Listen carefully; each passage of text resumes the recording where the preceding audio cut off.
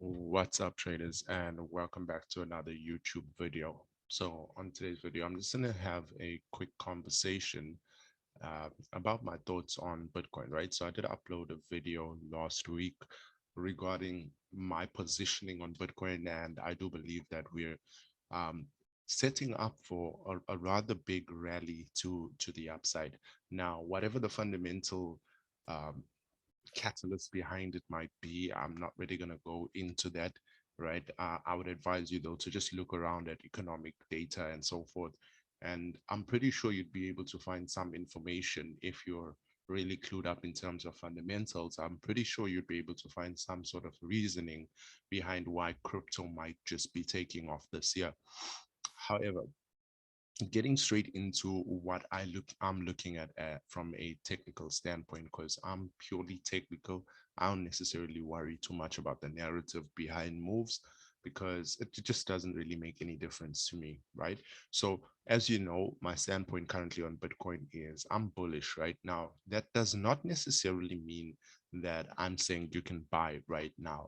Yeah, all I'm saying is that I'm long-term bullish on Bitcoin, and there's specific things that I'm looking to see happen at first before I start getting before I start scaling into my buy positions.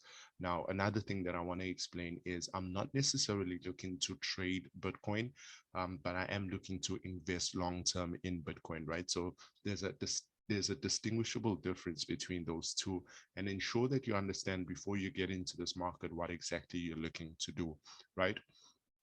So if you've been looking at the market previously, and you did miss a lot of the initial big moves that did happen in this market, this might be a good time for you to now regain your interest in this market and start to look at it from a particular standpoint.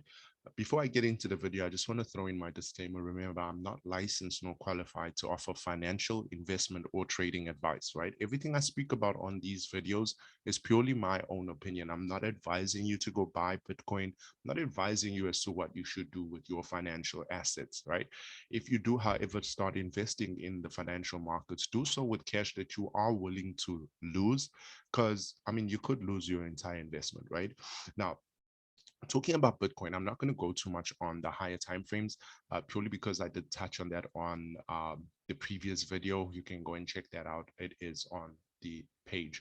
Now, looking at Bitcoin, I'm just going to run through a few things very, very quickly. It's probably going to be like 2 or 3 minutes that I'm going to do this video. It's not going to be too long. So looking at the daily chart right now on Bitcoin, now we can see that price is currently sitting inside of a range, right?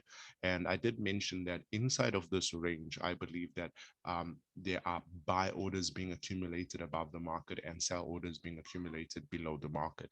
Now, if we're expecting this market to go into a long time rally, it's most likely going to give another very big spike to the downside again before it starts going higher, right? Looking, however, at what we can currently see on this market, we can very clearly see that that price has already created a higher low. So if you look at it from this perspective, this is what I would frame as divergence, right? So price has already created a higher low in this area right in here. So that's a higher low. However, that higher low has failed to create a higher high at this point. So it's simply just created like an equal high or a lower high, whatever you want to call it. However, that does not mean that price is now going to go lower, right? Because I would now be very interested in what's happening above this price in here. So this would now be considered a very strong level of resistance, right? And based on how price does move and based on my understanding of price, I would expect to see price revisit this area in here, which means simply above those highs purely before it starts to then go down again. As I said, give us a big spike to the downside before it pushes up. Now, that would be my expectation. That does not necessarily mean that price does need to do that. However, what I can say is I am currently paper trading Bitcoin. As I said, I'm looking to invest. I'm not necessarily looking to trade. So I am paper trading it at the moment, just to sort of catch these little moves and get myself a bit more into the fluctuations and how it works and so forth, right? I have been paper trading it for a rather long while, and you know, I have had some somewhat success in terms of how it has been moving. So Moving over to the 4 hour chart, which is actually what I wanted to speak about today, we can see that price, actually, let me just go back to the daily chart again. There's just one last thing I wanted to speak about. Now, on the daily chart, generally when I see price do something like this, right, where it gives us a quick move to the upside and then immediately gives us another quick move to the downside, I generally see in these instances, price does sort of make its way back to the upside to get above this high at minimum, right? So that would be another catalyst that I would use to simply define that price might be looking to get back above this high before it then starts to move lower. Now, there are certain other concepts that I am thinking about and that I am using when I'm looking at these things. However, as I've always mentioned, there's certain things that I'm not going to speak about on this platform purely for IP reasons, right?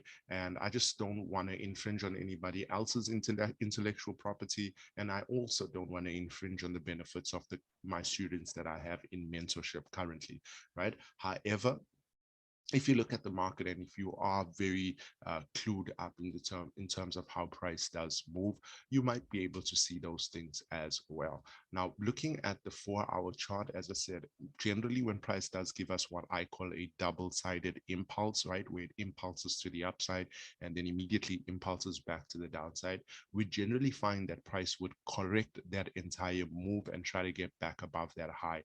Now, what we can see in this area here prior to this big move to the downside on the 4 hour chart is we can see that there was a lot of fluctuations in price in here, right? We had one spike into it, we had a trade lower, then we had another spike into it, we had a trade lower, then we had another spike into it and a trade lower, and then a final spike before another trade lower, right? So what we can see is that there has been a lot of interaction with this level. What I would actually frame that as is there has been a lot of wanting to get above this price, right? Price has attempted it multiple times and it has failed. Now, we did have a few wicks that went above it, and that's just simply showing the willingness to want to go higher as opposed to a rejection, right? So looking at it from that perspective, I would say that price is currently in a very interesting level. Now, what we can do is from a support and resistance perspective, we can simply look at this as a very key area, right? So if I just pull this across, we can see that price is currently sitting in a key area. Why? Because it broke below, came and rejected multiple times, broke above. We must look at the momentum that price used, just as I framed, I believe it was on the monthly or weekly chart on the previous video. I don't recall right now, but I did simply speak about this on that previous video as well. So look at the momentum that it took for price to trade above this area, right?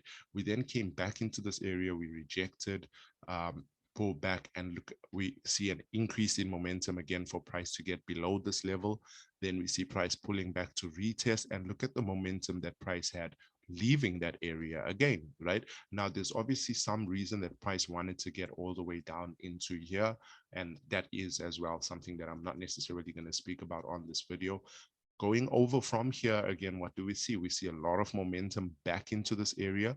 Look at the strength of this move, and we still see a consolidation right at this area again, right? Now, when we see price eventually break up, we can see a huge increase in momentum again. So that is telling us that this exact area in here, in fact, let me just pull that over.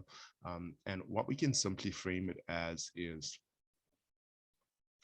we can just simply grab it from these highs back into there, right? And that would simply be an area that would be a very interesting place to see what price might want to might want to do at that area, right? Now, what we can see right now is price has tried to get below, right? And we can see an increase in momentum with price starting to push to the upside in here. So what I would essentially be looking for is I would be dropping down to the lower time frame, and I'll then start to look for, whatever confirmations it is. Maybe it's double bottoms, maybe it's changes in trends to the upside, maybe it's a trend line breakout to the upside, and I will start to look for things such as that would now confirm that price is starting to move to the upside, right? However, remember, as I mentioned, right now, as far as I'm concerned, if I'm looking to take any buys, I would simply be looking to get price back above this area, right?